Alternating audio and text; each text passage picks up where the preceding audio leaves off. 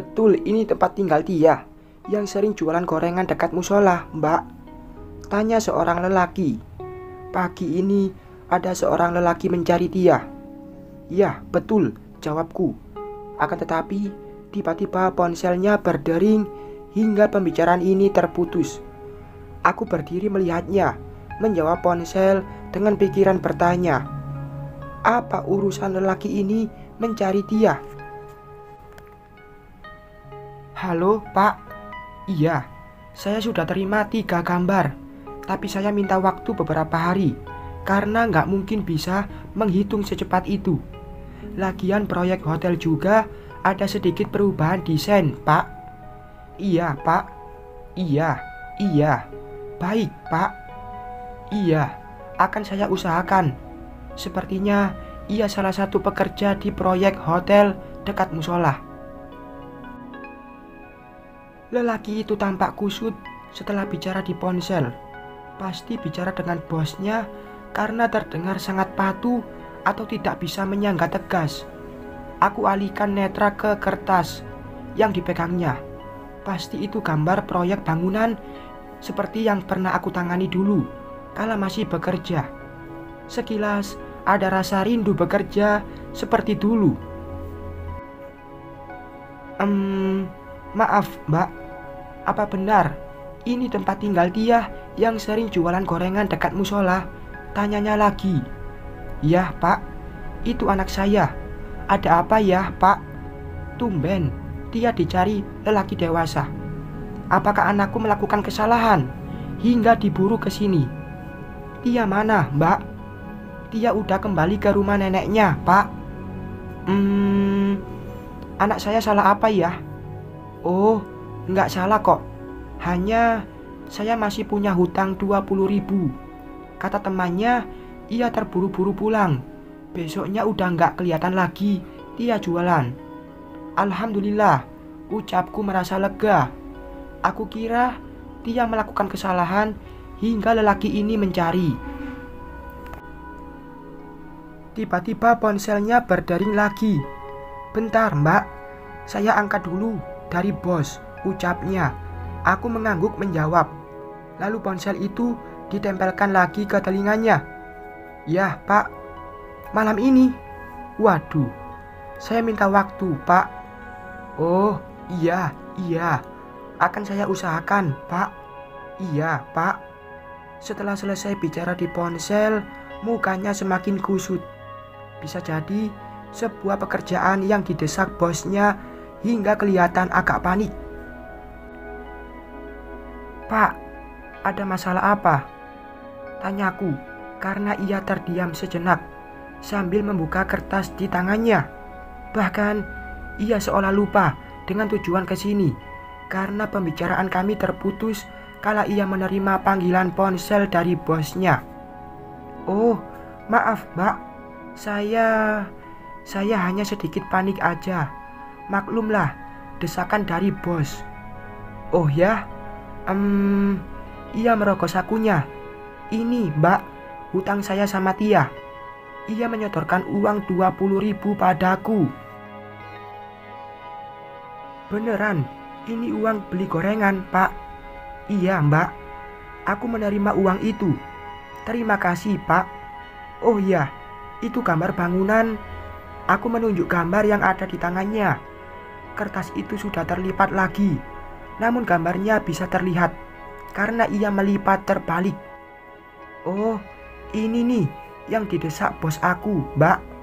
Waduh, mana kerjaan lagi banyak. Bos main desak aja. Yang didesak rap atau pengerjaannya, Pak? Oh, rap, Mbak. Karena proyek ini belum di ACC, makanya bos minta rap dulu baru bisa dipertimbangkan klien. Oh, kalau Bapak mau, saya bisa bantu buat rap gambar itu. Hah? Masa Mbak bisa? Matanya membulat. Bapak ada laptop, bawa sini, biar saya bantu. Tunggu. Mbak bisa baca gambar serumit ini. Sepertinya dia belum yakin kalau aku bisa melakukan itu. Mungkin karena melihat tempat tinggal aku di panti asuhan, baju berdaster, dan terlihat seperti wanita kampung yang tidak berpendidikan. Saya pernah kerja di proyek dulunya, jawabku di sela senyum. Ia lelaki baik karena jujur mengantarkan uang 20.000 ini. Itulah kenapa ada rasa peduli. Beneran, Mbak? Iya, Pak. Alhamdulillah. Sebentar, saya ambil laptop dulu. Lalu ia bergegas ke mobilnya dan kembali membawa laptop. Ini, Mbak. Ia meletakkan laptop itu di meja kayu teras ini. Mana gambarnya? Oh, ini, ujarnya, sambil menyodorkan gambar itu dengan gerak cepat. Oh, ini bisa dihitung dengan cara cepat. Nggak perlu waktu berhari-hari, Pak. Beneran, Mbak. Ia mulai duduk. Ya, tapi kalau Bapak mau, tinggal saja dulu laptop dan gambarnya di sini. 2 jam lagi, silahkan jemput, karena saya juga harus sholat dulu dan masak air. Tentu, pekerjaan wajib harus dilaksanakan sebelum kerjaan lain, meskipun dalam konteks membantu. Mbak yakin bisa membantu saya? Sepertinya ia masih ragu. Bapak tidak yakin. Aku balik tanya, karena buat apa membantu sedangkan ia saja tidak percaya. Bukan gitu, Mbak. Mbak pasti sibuk juga ngurusin panti. Lagian 2 jam emang bisa dengan 3 gambar. Aku tersenyum mendengar ucapannya. Ia masih meragukanku. Kalau Bapak tidak yakin juga nggak apa-apa. Oh, bukan gitu. Tapi saya nggak mau dibantu dengan cuma-cuma. Terus terang saja, saya merasa tidak enak. Tapi kalau saya bikin penawaran, gimana? Maksudnya, Pak, 2 jam lagi saya balik ke sini. Kalau hasilnya diterima bos saya berani beli jasa Mbak dengan 1 gambar 1 juta. Bapak yakin mau bayar jasa saya? Yakin, jawabnya tanpa ragu. Baiklah, 2 jam lagi Bapak datang ke sini. Oke, berarti kita sepakat ya, Mbak. Tolong, jangan bikin kecewa bos saya, Mbak. Ia masih terlihat meragukan kemampuanku. Insya Allah, lagian 2 jam aja kok, Pak. Bapak pasti ada salinan gambar ini, bukan? 2 jam bisa digunakan menghitung sendiri kalau hasil kerja saya salah. Toh tidak membuang-buang waktu Bapak. Oh iya, ya. Saya bisa gunakan 2 jam itu untuk pekerjaan lain. Oke, saya akan kembali ke sini 2 jam lagi, Mbak. Oh iya, kita belum kenalan. Saya Bobby. Ia mengulurkan tangan.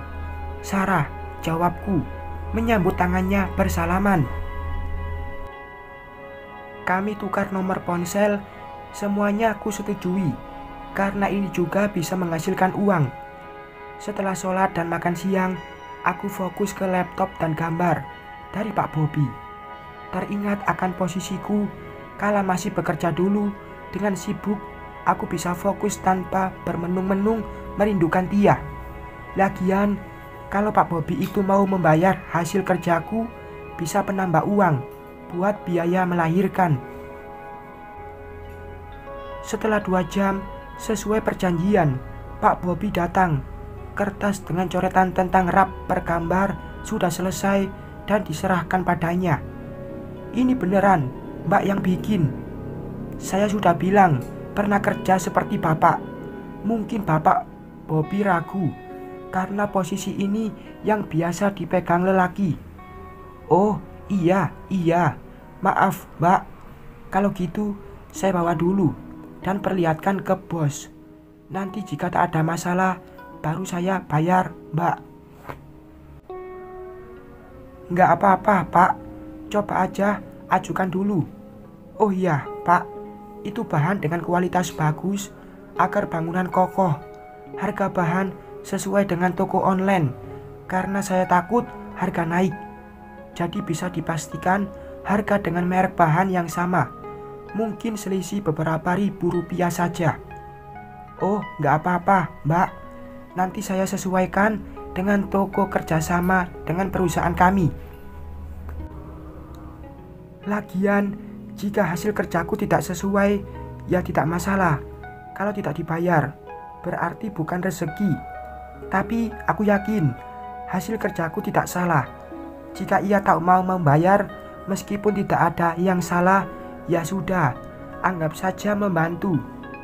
Besok harinya, Pak Bobi datang lagi. Alhamdulillah, ia membayar sesuai yang dijanjikan. Dan tanpa diduga, ada beberapa gambar lagi yang ditawarkan. Bahkan, ia juga minta bantuan menghitung rap dari perubahan sedikit desain proyek yang telah dikerjakan. Mbak punya skill. Kalau Mbak mau, kebetulan saya sedang butuh asisten.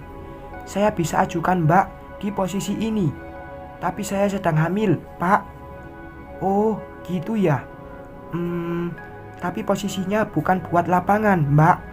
Tapi cukup dengan laptop saja. Ya, sistem kontraksi. Tapi lumayan loh, daripada Mbak kerja di panti asuhan. Maaf ya, Mbak.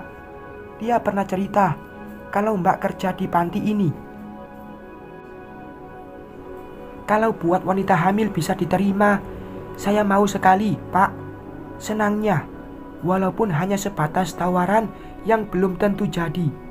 Baiklah, saya akan ajukan dulu dan ceritakan kalau Mbak yang bantu saya. Karena Mbak hamil, makanya kemungkinan sistem kontrak beberapa bulan saja. Aku pernah merekrut karyawan sistem kontrak 3 bulan dulunya kala menangani proyek kecil. Tidak menyangka nasib membawaku ke bidang ini lagi. Rencana Tuhan, tak satupun manusia yang tahu. Semangat, Sarah. Batinku mensugesti diri. Mungkin ini rezeki yang ada dalam kandunganku. Bersambung.